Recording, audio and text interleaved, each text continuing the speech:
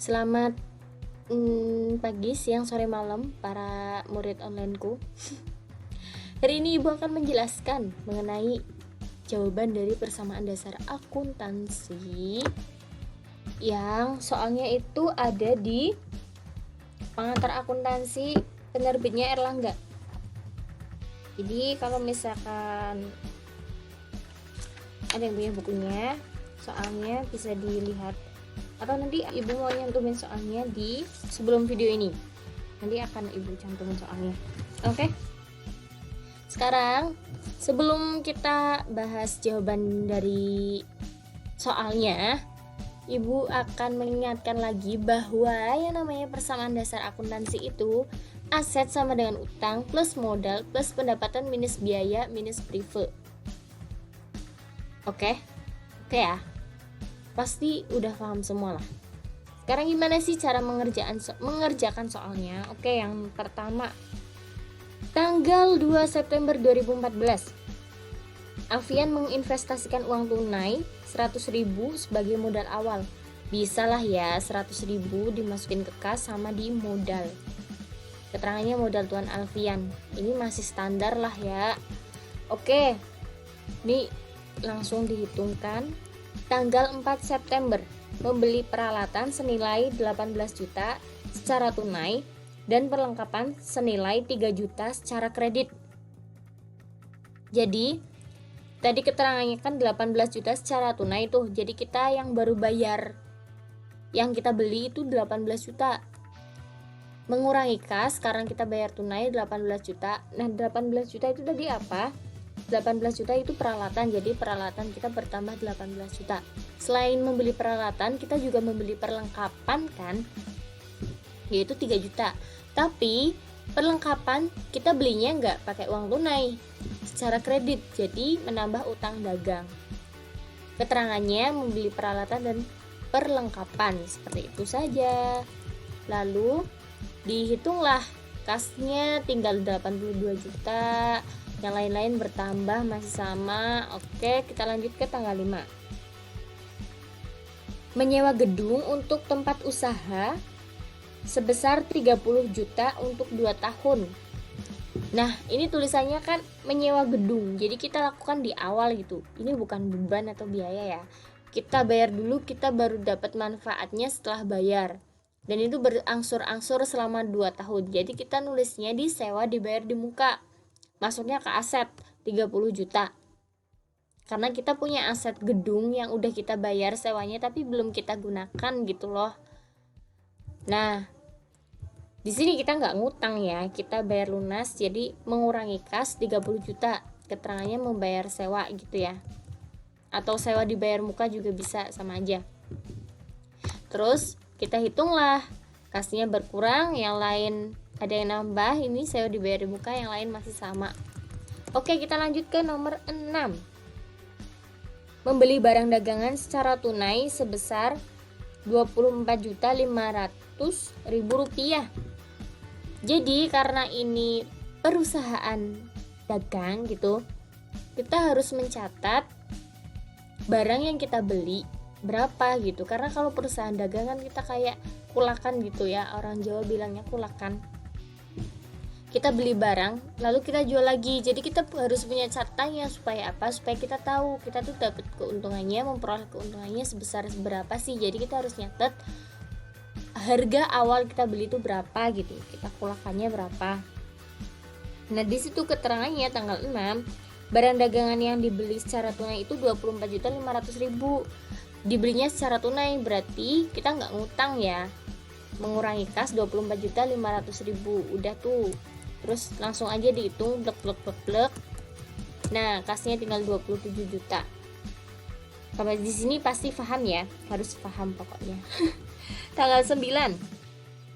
Menjual kepada bengkel Rizky secara kredit sebesar 8 juta dengan harga pokok penjualan 6.400.000. Nah, jadi karena kita tuh perusahaan dagang Link Autocare, kita tuh kayak jualan peralatan bengkel gitu. Oh iya, tadi awal nggak dijelasin ya skenarionya, aku jelasin sekarang deh. Jadi kita tuh ceritanya punya perusahaan dagang namanya Link Autocare. Link Autocare tuh perusahaan dagang yang jual-jual peralatan bengkel perbengkelan. Jadi klien kita, customer kita tuh orang-orang bengkel gitu loh, atau orang yang punya bengkel. Nah, tanggal 9 itu Bengkel Rizky secara kredit membeli barang sebesar 8 juta dengan harga pokok penjualan 6.400.000. Jadi karena kredit, Bengkel Rizky yang utang ke kita kan, kita nulisnya piutang. Jadi kita punya piutang 8 juta yang nanti harus dibayarkan oleh Bengkel Rizky gitu.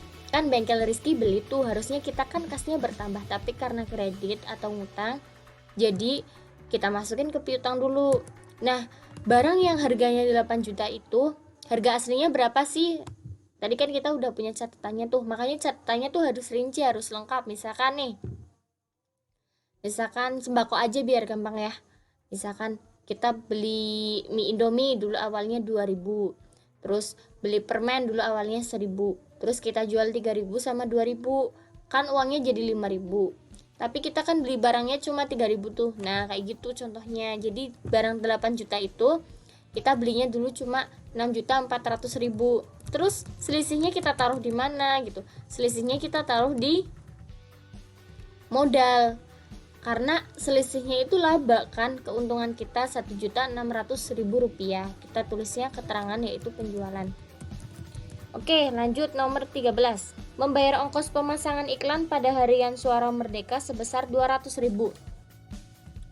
Membayar ongkos, jadi kita langsung lunas bayarnya ya, mengurangi kas 200.000 dan juga mengurangi modal 200.000. Kenapa? Karena konsep ini loh. Nah, jadi kan yang iklan itu kan masuknya ke biaya. Biaya itu kan mengurangi modal. Jadi kita tulis aja mengurangi modal gitu. Biaya kita bertambah tapi mengurangi modal. Pakai ini ya. Ingat-ingat, pokoknya konsepnya kayak gini. Terus dihitung lagi kan blok. Dihitung lagi ini segini gitu. Bisa dilihat sendiri ya. Terus kita lanjut tanggal 14. Penjualan tunai menurut mesin kas 3.750.000, harga pokok penjualan 3 juta. Maksudnya menurut mesin kas itu di catatan kasnya gitu loh. Uang kita bertambah 3.750.000. Jadi kita tuh bertransaksi, ada orang beli ke kita, kas yang masuk 3.750.000, tapi harga aslinya atau barang dagang pas kita beli HPP gitu ya, harga pokok penjualan 3 juta. Terus selisihnya kan masuknya laba, kita masukin menambah modal. Nah, keterangannya penjualan. Terus lanjut nomor 16 atau tanggal 16.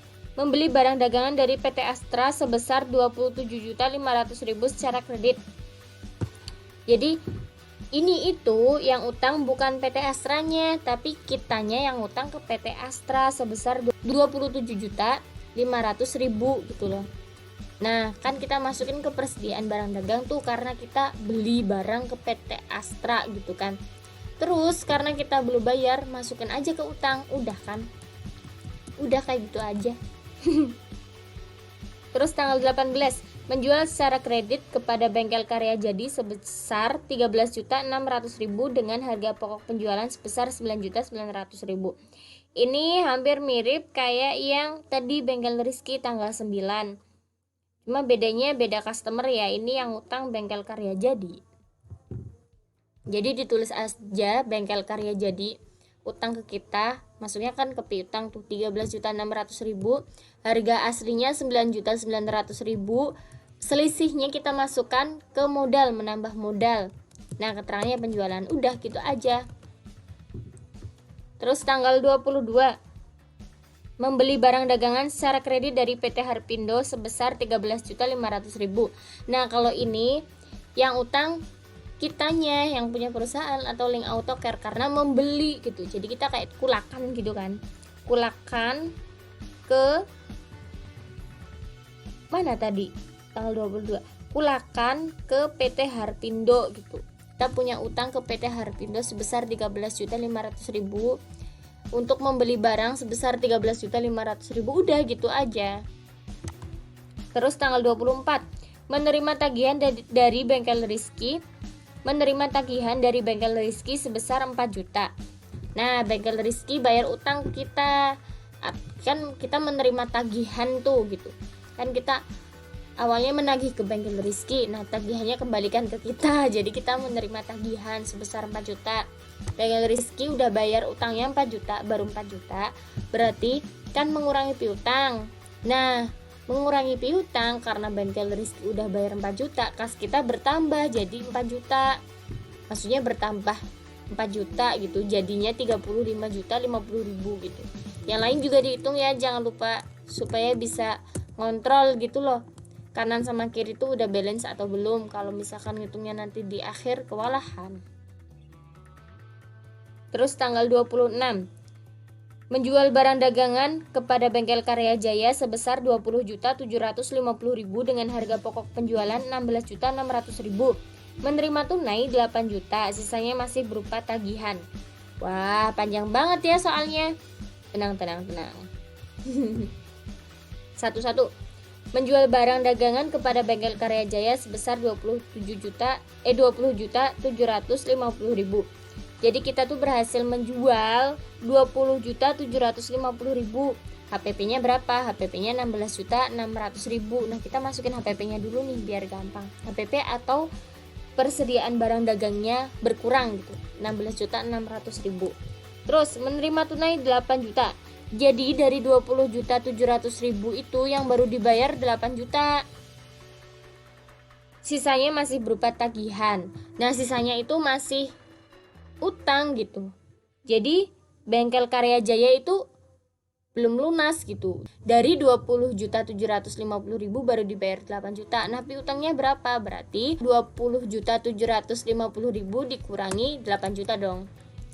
Piutangnya 12.750.000. Terus keuntungannya berapa? Aduh ya, gak usah bikin ribet. Keuntungannya ya berarti tadi kan kita berhasil jual barang 20.750.000 dikurangi sama HPP-nya. HPP-nya kan 16.600.000. Udah segini aja gitu. Gak usah pusing dulu ya. Pasti banyak jalan menuju Roma. Iya. Maksudnya pasti ada jawabannya gitu. Jadi gak usah pusing dulu, dipikir aja gitu, dianalisis, pasti ketemu kok jawabannya. Sekarang tanggal 27, menjual barang dagangan tunai seharga 14.500.000 dengan harga pokok penjualan 10.300.000. Pak, ini mah udah kecil ya, dari tadi ada gitu. Jadi tunai ini jadi nggak ngutang gitu kan orang yang beli. Kasnya bertambah 14.500.000. Terus persediaan barang dagangnya berkurang 10.300.000. Selisihnya masukkan ke modal, menambah modal. Keterangannya penjualan. Oke. Kita lanjut ke tanggal 28. Alfian mengambil untuk kepentingan pribadi sebesar 2 juta atas pembelian pada tanggal 16 September yang lalu. Nah, karena ini persamaan dasar akuntansi, atas pembelian pada tanggal 16 September itu jangan dibikin pusing. Itu cuma tambahan informasi aja gitu. Kalau misalkan kita bikin jurnal umumnya langsung gitu, atau transaksinya emang lebih banyak gitu, kita harus tracklist arus uang. Nah, itu kita harus track gitu, kita harus tracking gitu. Tapi kalau misalnya persamaan dasar akuntansi, transaksinya hanya segini, nggak usah pusing, udah tinggal dimasukin aja privenya 2 juta gitu. Jadi kan mengurangi modal, mengurangi modal ya, diingat-ingat konsepnya diingat-ingat, prive mengurangi modal. Terus kasnya juga berkurang kan 2 juta. Udah langsung dihitung aja, blek. Terus tanggal 28 lagi. Setelah ini tanggal 29, menerima tagihan dari bengkel Karya Jadi sebesar 6.800.000. Wah, bengkel Karya Jadinya lagi banyak duit nih. Bengkel Karya Jadi bayar utangnya 6.800.000. Berarti kita dapat uang dong, dapat kas. Nah, kasnya bertambah 6.800.000, piutangnya berkurang 6.800.000. Oke, langsung aja dihitung, blek, udah jadi. Lanjut ke nomor 30 atau tanggal 30. Menjual barang dagangan tunai seharga 17.650.000 dengan harga pokok penjualan sebesar 12.250.000. Wah, ini mah kecil. Gampang. Karena tadi kita udah menemukan atau menjumpai soal yang sama ya, jadi tinggal diulang-ulang aja gitu. Jadi kasnya kita bertambah 17.650.000, persediaan barang dagang berkurang 12.250.000, selisih dari mereka berdua dimasukin ke modal, menambah modal 5.400.000, keterangannya penjualan. Terus lanjut ke nomor 30 lagi, tanggal 30 lagi. Membayar gaji karyawan sebesar 3 juta untuk September 2014. Kalau membayar gaji masuknya ke beban. Beban itu tadi mengurangi modal, diingat-ingat ya. Beban atau biaya itu mengurangi modal. Jadi mengurangi kas 3 juta karena kita bayarin orang, bayar gaji, dan juga mengurangi modal. Keterangannya beban gaji. Lanjut tanggal 30A, beban sewa untuk bulan ini sebesar 2.500.000. Bayar lagi beban sewa. Masih sama kayak tadi ya, gampang aja, yang penting keterangannya yang beda. Beban gaji, beban sewa. Oke, kita lanjut. 30B, beban perlengkapan sebesar 2 juta itu. Beban perlengkapan sebesar 2 juta. Masih sama, penulisannya juga sama, kasnya berkurang 2 juta. Terus modalnya juga berkurang 2 juta.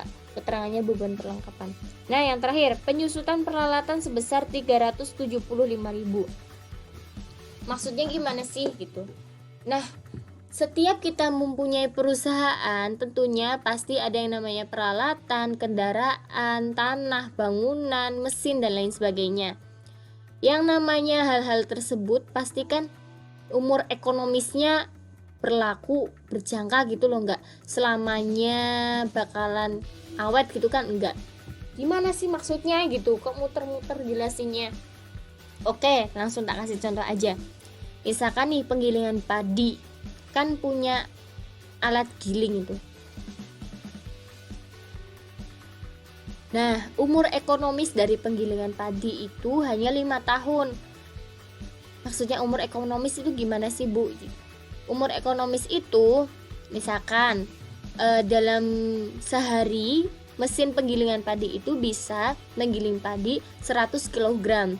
Tapi setelah 5 tahun berlalu itu daya gilingnya berkurang gitu, produktivitasnya berkurang. Awalnya 100 kg per hari, jadi hanya bisa menggiling 10 kg per hari.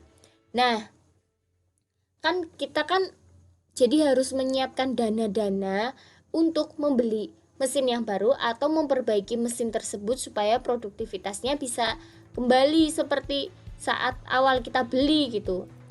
Nah, kalau misalkan kita tidak menyisakan uang secara cicil gitu, misalkan bulan ini kita menyisakan uang 200.000, otomatis nanti kan pengeluaran itu numpuk tuh di belakang. Setelah 5 tahun, misalkan dalam 5 tahun kita untungnya gede-gede gitu, tapi di tahun ke-6 saat kita harus mengganti mesin atau harus memperbaiki mesin, ternyata uangnya butuh banyak banget. Jadi kita tuh pada tahun ke-6 rugi atau misalkan labanya berkurang gitu. Kan gak cantik itu kan laporan keuangannya gitu loh. Cantik, tahun ke-6 langsung bleksek ke bawah gitu, down, kan gak cantik. Nah, maka dari itu kita harus mempunyai akun yang namanya akumulasi penyusutan peralatan, yaitu sebesar 375.000. Nah, 375.000 ini jadinya kan mengurangi akumulasi penyusutan peralatan dan juga mengurangi 375.000. Jadi kasnya berkurang, terus ininya juga berkurang. Akumulasi penyusutan peralatan. Jadi akumulasi penyusutan peralatan tuh masuk ke dalam aset. Tapi kalau aset yang lain bertambah itu kan di debit. Nah, akumulasi penyusutan peralatan itu beda sendiri. Jadi akumulasi penyusutan peralatan bertambah malah kita taruh di kredit. Makanya di sini ada tanda minusnya gitu, seperti itu. Oke, setelah ditotal